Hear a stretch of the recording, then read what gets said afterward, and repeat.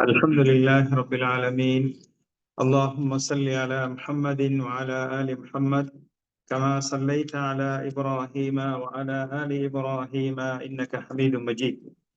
اللهم بارك على محمد وعلى آل محمد كما باركت على إبراهيم وعلى آل إبراهيم إنك حميد مجيد. அன்பார்ந்த இஸ்லாமிய சகோதரர்களே, நாம் மானவியம் மஅரிஜுல் ஈமானம் எனும் தலைப்பிலே வாரம் சில விடயங்களை பார்த்து வருகிறோம். அந்த வகையிலே கடந்த வகுப்பிலே நாம் ஒருவர் மதீனாவை தரிசிக்கின்ற போது அவர் பேண வேண்டிய ஒழுக்கங்களும், மதீனாவிலே இருக்கின்ற போது நேரத்தை எவ்வாறு முகாமைத்துவப்படுத்திக் கொள்ள வேண்டும் என்பது பற்றியும் பார்த்தோம். இன்ஷா அல்லாஹ் இன்றைய தினத்திலே மதீனாவுடைய சிறப்புகள் சம்பந்தமான சில விடயங்களை பார்ப்போம். மதீனா என்பது ஒரு உயர்ந்த கௌரவமான மகத்துவத்தை கொண்ட ஒரு இடமாக இருக்கிறது. அல்லாஹ் சுப்ஹானஹு வ தஆலா அந்த மதீனாவை சிறப்பித்து மேன்மைப்படுத்தி வைத்திருப்பதை நாம் பார்க்கிறோம். மக்காவுக்கு பின்னால் சிறப்பான இடம் என்று வரும் என்றால் அது மதீனாவாகத்தான் இருக்கும். அது அல்லாஹுடைய தூது செய்தி இறங்கிய இடமும், வானவர்கள் மூலமாக நேர்வழியும் ரஹ்மத்தும் இறக்கப்பட்ட இடமுமாக இருக்கிறது. இந்த புவியிலே பெறக்கூடிய எல்லா நன்மைகளை நாம் எடுத்து பார்ப்போமானால் அது மதீனாவுடன் தொடர்புபட்டுத்தான் இருக்கும் என்பதை நாம் அறிந்து கொள்ளலாம். இந்த மதீனா என்பது அருள் புரியப்பட்ட முபாரக்கான ஒரு இடமாக இருக்கிறது. எல்லா இடங்களிலும் வரக்கூடிய அருள்களுக்கும் இது ஒரு அடிப்படையாக மூலதனமாக இருப்பதை நாம் காணலாம். நபி ஸல்லல்லாஹு அலைஹி வஸல்லம் அவர்களுடைய காலத்திலே அவர்களுடைய தோழர்கள் அடைந்து கொண்ட எத்தனையோ உதாரணங்களை நாம் இதற்கு கொள்ளலாம். இந்த மதீனா என்பது சிறப்பு பெறுவதற்கு, மகிமை பெறுவதற்கு, தனித்துவம் பெறுவதற்கு சில அடையாள சின்னங்களை அல்லாஹ் வைத்திருக்கிறான். அல்லாஹ் சுப்ஹானஹு வ தஆலா மதீனாவுக்கென மகத்துவமான சில தனித்துவமான விடயங்களை பார்க்கின்ற போது அதில் முதலாவது ஈமான் சார்ந்த, நம்பிக்கை சார்ந்த சிறப்புகள். நம்பிக்கை சார்ந்த சிறப்புகள் அதில் முதலாவது நபி ஸல்லல்லாஹு அலைஹி வஸல்லம் அவர்கள் நேசம் கொள்வது. நேசம் என்பது உள்ளம் சார்ந்த, நம்பிக்கை சார்ந்த விடயமாக இருக்கிறது. நபி ஸல்லல்லாஹு அலைஹி வஸல்லம் அவர்கள் இந்த மதீனாவை நேசிக்கக்கூடியவர்களாக இருந்திருக்கிறார்கள். எவ்வாறு மக்காவை நேசித்தார்களோ அதைவிட அதிகமாக இந்த மதீனாவை நேசிக்கக்கூடியவர்களாக இருந்திருக்கிறார்கள். அதனை பற்றி கூறும்போது மா அத்யபகி மின் பலதின் வ அஹப்பகி இலைய வலவுலா அன்ன கௌமி அக்ரஜூனி மின்கி மா சகன்து கைரக். அதாவது மக்காவை அதிகமாக நேசிப்பவர்களாக இருந்தார்கள். எனது கூட்டத்தினர் இந்த ஊரை விட்டு வெளியேற்றாவிட்டால் நான் இந்த ஊரிலே தான் வாழ்ந்திருப்பேன், குடியிருந்திருப்பேன் என்று அந்த மக்காவின் பாசத்தை வெளிப்படுத்தக்கூடிய ஒரு வார்த்தையாக இதனை கொள்ளலாம். அங்கே சொல்லன்னா துன்பத்துக்கு ஆளாக்கப்பட்ட நபி அவர்கள் மக்காவை விட்டு மதீனாவுக்கு ஹிஜ்ரத் பயணத்தை மேற்கொள்கிறார்கள். நபி ஸல்லல்லாஹு அலைஹி வஸல்லம் அவர்கள் எவ்வாறு மக்காவை நேசித்தார்களோ அதே போன்று அதனை விட அதிகமாக மதீனாவை நேசிப்பதற்கு அல்லாஹ்விடத்திலே பிரார்த்தித்திருக்கிறார்கள். அல்லாஹும்ம ஹப்பிப் இலைனல் மதீனா, மதீனாவை எனக்கு நேசத்துக்குரியதாக ஆக்கி வைப்பாயாக, எங்களுக்கு அன்புக்குரியதாக ஆக்கி வைப்பாயாக. கமா ஹப்பக்த இலைனா மக்கத அவ் அஷத், மக்காவை நேசத்துக்குரியதாக ஆக்கியது போன்று அல்லது அதனை விட என்ன கனவியானதாக நேசத்துக்குரியதாக மக்காவை, மதீனாவை ஆக்கி வைப்பாயாக என்று நபி ஸல்லல்லாஹு அலைஹி வஸல்லம் அவர்கள் அல்லாஹ்விடத்திலே பிரார்த்தித்திருக்கிறார்கள் என்ற அந்த பிரார்த்தனை அவருடைய பாசத்தையும் அன்பையும் வெளிப்படுத்தக்கூடிய ஒரு விடயமாக இருக்கிறது. இந்த பிரார்த்தனை அல்லாஹ் ஏற்றுக்கொண்டார்.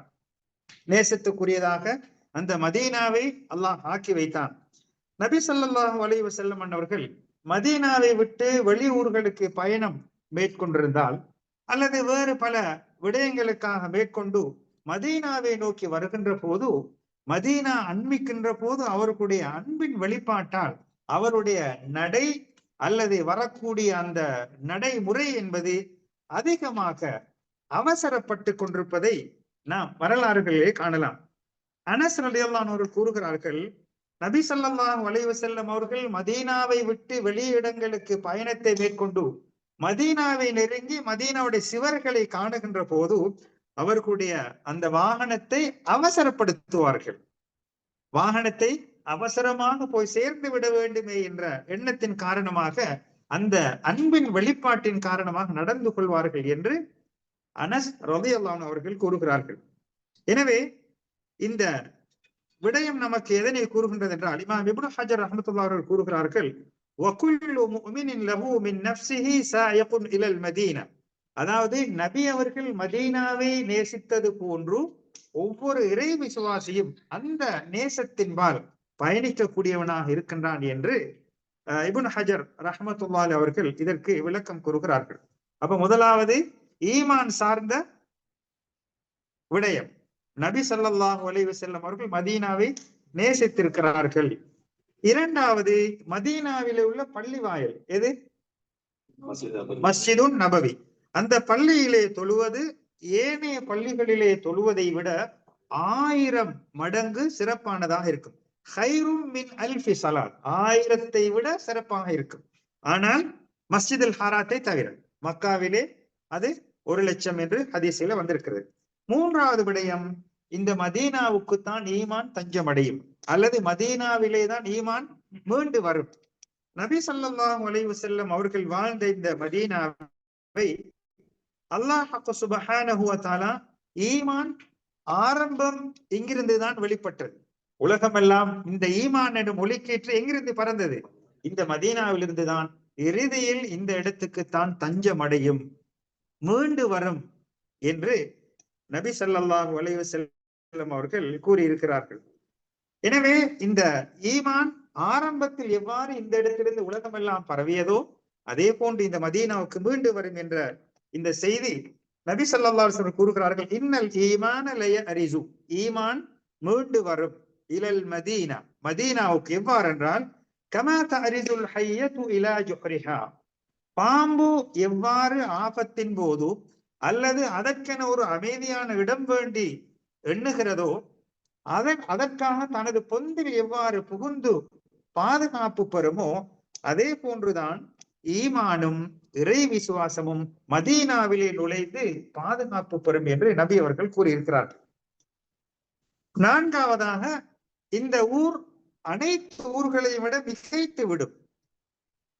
நபி அவர்கள் கூறுகிறார்கள், உமிர்து பிகரியத்தின் தஅகுலுல் குரா, அதாவது கிராமங்களை எல்லாம் உண்ணக்கூடிய ஒரு கிராமத்தின் பக்கம் நான் ஏவப்பட்டுள்ளேன். அதாவது கிராமங்களை எல்லாம் மிகைக்கக்கூடிய எல்லா கிராமங்களும் இந்த மதீனா எனும் கிராமத்துக்குள் உள்வாங்கப்படும், இதுதான் மிகைத்து விடும், அதுதான் யஸ்ரிப், அதுதான் மதீனா என்று கூறினார்கள். இஸ்லாம் உலகமெல்லாம் பரவியது எங்கிருந்து? இந்த மதீனாவில். எந்த மூலை முடுக்குக்கு சென்றாலும் அந்த நேர்வழியில், அந்த அருளில், அந்த அபிவிருத்தியில் மதீனாவுக்கு தனித்துவம் இருப்பதை நாம் காணலாம். எனவே எது எவ்வாறு விரிவடைந்தாலும் இந்த மதீனா தான் மிகைக்கும் என்பதை நபி அவர்கள் சிறப்பித்து கூறியிருக்கிறார்கள். அதே போன்று இந்த அந்த அதற்கு விளக்கம் சொல்லும் போது இன்னும் ஒரு கருத்து சொல்லப்படுகிறது. இந்த ஊருக்கு கனிமத் பொருட்கள், அதாவது என்ன கனிமத் பொருட்களுக்கு என்ன சொல்ல தமிழ்? இல்ல, உதாரணமா யுத்தத்தில எதிரிகள் மூலமாக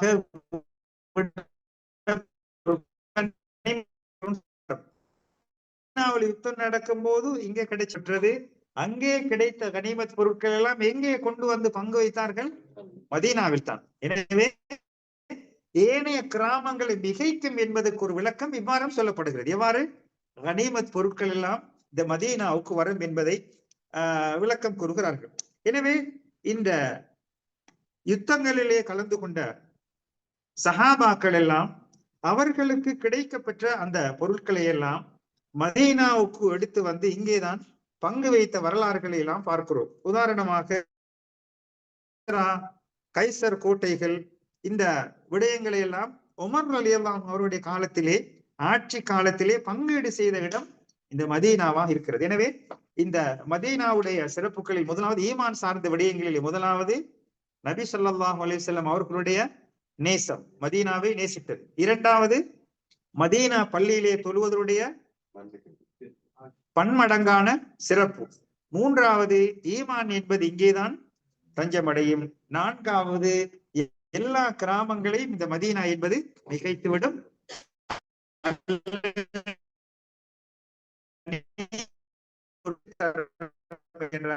இரண்டாவதாக, இந்த மதீனா இது ஒரு பல்தத்தும் தையிபா, நல்ல ஊர், மனமான ஊர், நறுமணமற்ற ஊர். அது அந்த தையிபா என்பதற்கு என்ன விளக்கம் எல்லாம் தமிழில் சொல்ல முடியுமோ அதனை சொல்லலாம். தையிபா என்பது மனம். மனம் என்றால் எல்லா விடயமும் விருப்பத்துக்குரியதாக இருக்கும். மனத்தை யாரும் வெறுப்பாங்களா? நறுமணத்தை விரும்புவாங்க, வெறுப்பாங்களா? என்பது எல்லா துறையிலும் எல்லா பக்கத்திலும் எடுத்துக் கொள்ளலாம்.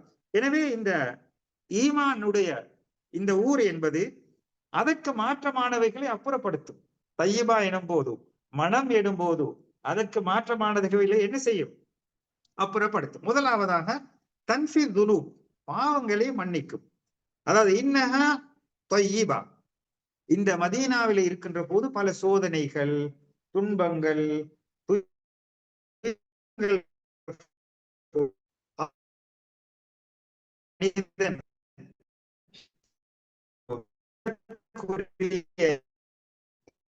நீக்கப்படும்.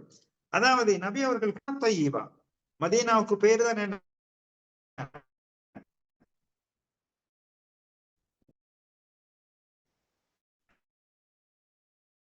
அப்புறப்படுத்த அல்லது பரிசுத்தப்படுத்த.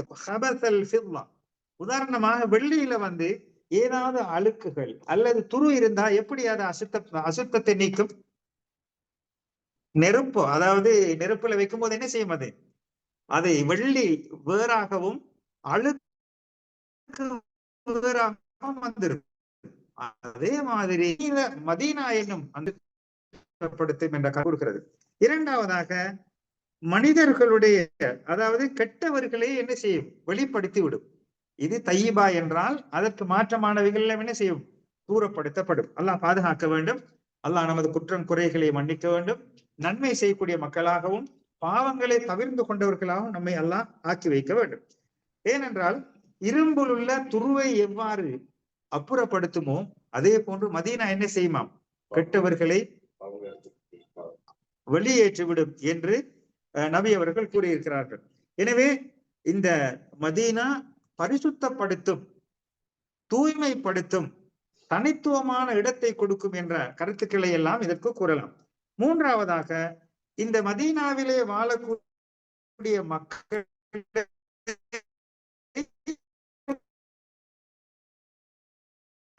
செயல் மூலமாக பரிசுத்தப்படுத்தும், அவர்களை தூய்மைப்படுத்தும்.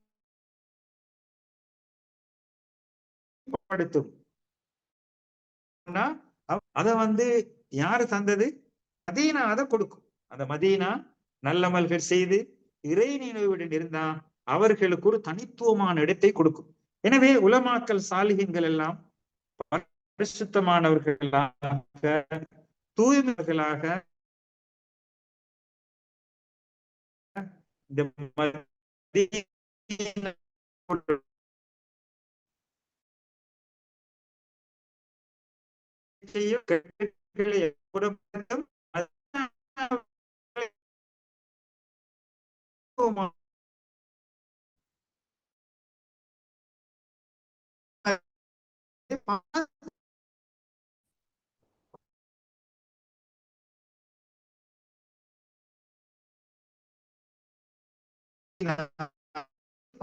பாதுகாப்பு அல்லாஹ் சுப்ஹானஹு